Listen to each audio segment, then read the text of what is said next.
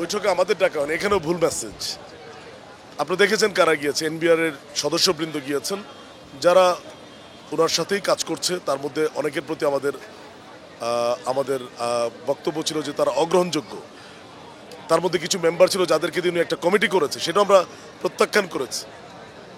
তো আসলে যাদের দাবি দেওয়ার প্রেক্ষিতে অর্থ মন্ত্রণালয়ে আলোচনার দুয়ার খুললো, আমরা 31শে জুলাইয়ের মধ্যে একটা আশ্বাস পেলাম, আমরা ঘরে ফিরে গেলাম। আপনি সেই যারা আন্দোলনটা সূচনা করলো, সংস্কার চাইলো, তাদেরকে আপনি বাদ দিয়ে আপনি ভেতরের লোকদেরকে নিয়ে একটা নাটক মঞ্চস্থ করবেন বারবার, তাও একবার দুইবার না। He has been doing this for long নাও।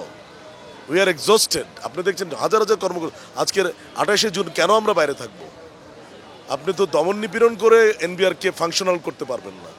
আপনার সবাইকে আস্থায় নিয়ে, লিডারশিপ দিয়ে, you have to make the team work and it should work. এটা তো খুব একটা কঠিন কাজ বলে আমি মনে করি না। তো ইট ইজ অ্যাবসলিউট, যেটাকে বলে রিজিডিটি, তার একটা গোয়ার্তুমি এবং তার ধারাবাহিক অসহযোগিতা এবং বারবার প্রেসকে মিডিয়াকে ভুল তথ্য দেওয়া, which has post us here today. We are in an absolute disaster. আমাদের এই রাজস্ব আহরণ পাশাপাশি আমাদের কর্মকর্তা কর্মচারীগণ মানসিকভাবে, শারীরিকভাবে সম্পূর্ণ বিপর্যস্ত।